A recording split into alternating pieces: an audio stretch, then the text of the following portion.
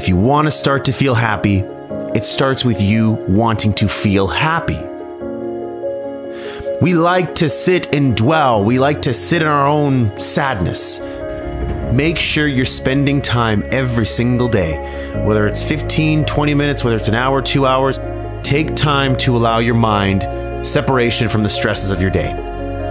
If you expect to fail, you will fail. On the other hand, if you expect to win, you will win. And he's right, because doctors and psychologists, both alike, they agree that worrying actually does shorten your life, and it does damage your body. We need to clear our thinking before we go to sleep. We're talking about a book that Norman Vincent Peale wrote, The Power of Positive Thinking.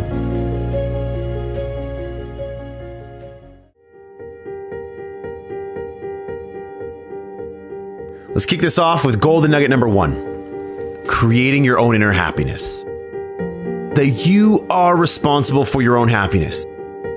Because unhappiness is usually the byproduct of you thinking sad thoughts, you having these negative feelings, you having resentment towards others, and just having an overall crappy outlook on life.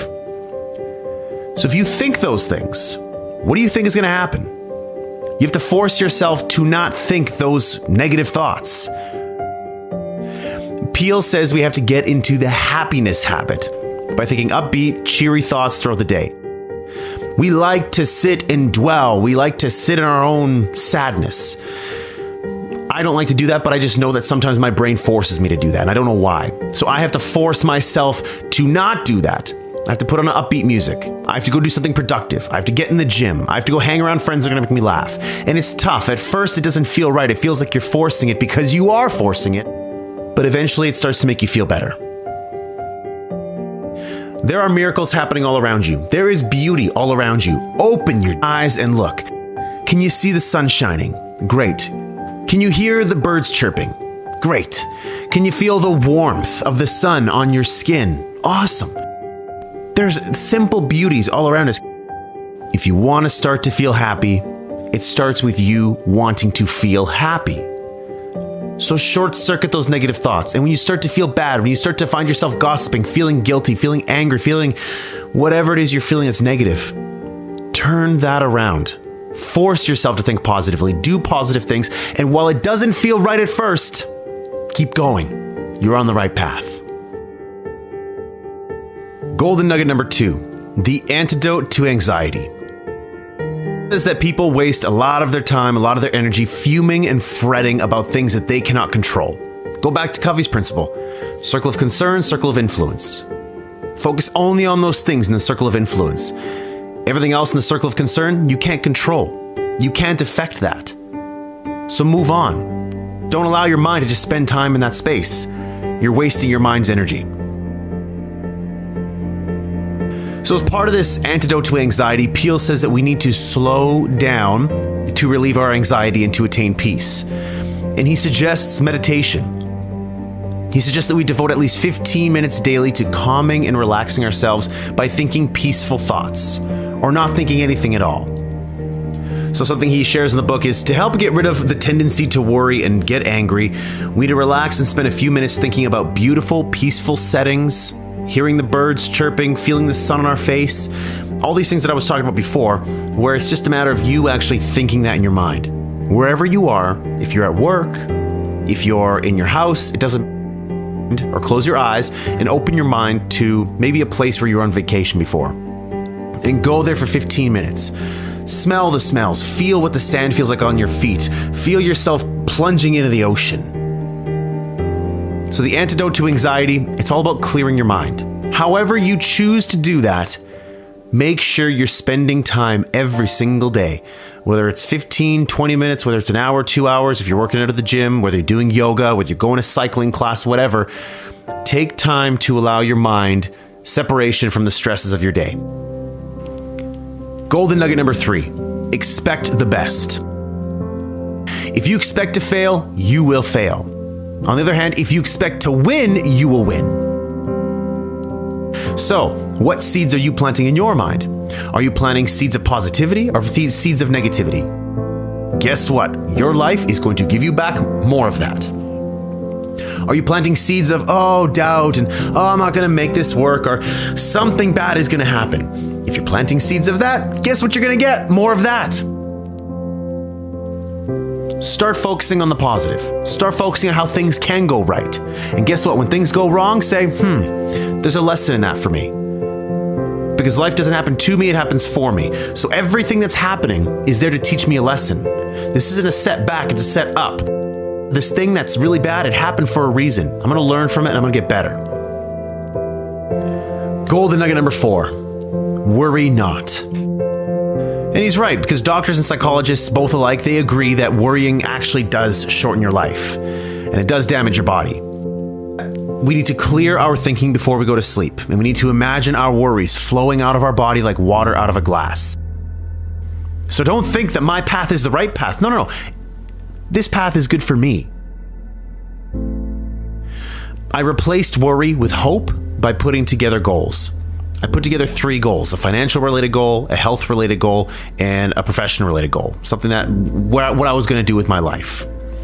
And back in the day when I was going through those stresses, I was worrying a lot. I was having a tough time sleeping. I was having chest pains. My heart was palpitating all the time.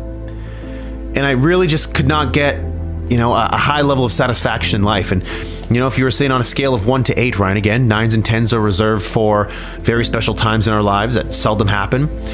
I was sitting at a 4 consistently, where I would wake up and I'd all of a sudden feel the stresses of the day. I would pass between 3 and 4 all the time. So what I did was to replace that worry, that anxiety, that fear.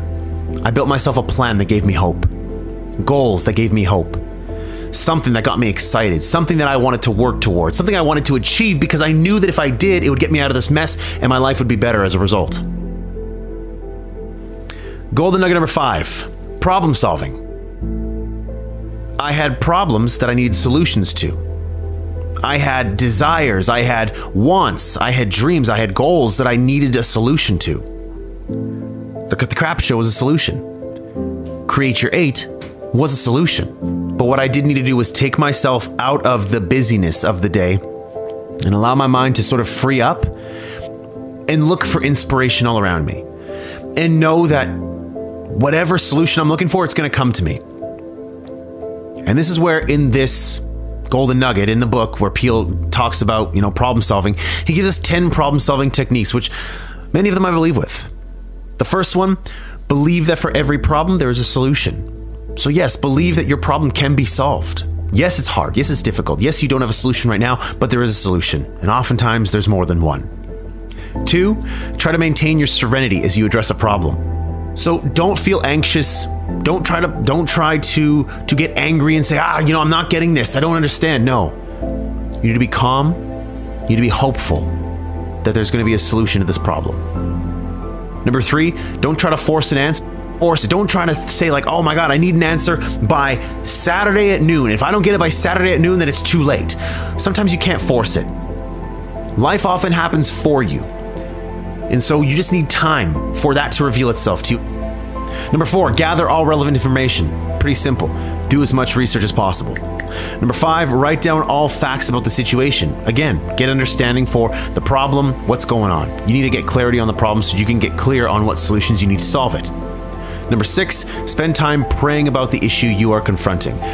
Listen, if you're praying about it, that's fine. If you're not praying about it, maybe you're thinking about it. Always make time to think about it. When you're walking in nature, yes, take time to think in nature and allow your mind to flow. But when you separate yourself from the stresses, the anxieties, the busyness of the day, allow your time to think about solutions. Number 7, believe in and seek God's guidance on the promise of the 73rd Psalm, "Thou wilt guide me by thy counsel." If you believe in the religious aspect of that will talk to you. That necessarily doesn't talk to me. So I maybe won't be using that one. Number 8, rely on your inner gifts of insight and intuition. There's things that we believe we should do, and then there's things that we know we should be doing. So you got to listen to yourself, and it takes time. It does take time. It takes patience. It takes some maturity for you to realize what you're great at. And sometimes you're doing something just to make a living, just because it's my job, it's my career, it's what I believe I'm great at. But you have other gifts within you that maybe you're not exploring yet, that you should be. Number 9, attend religious services where you can and listen peacefully and let your subconscious work on the problem. Again, you can go to church or you can just go for walks. I love going for walks, period.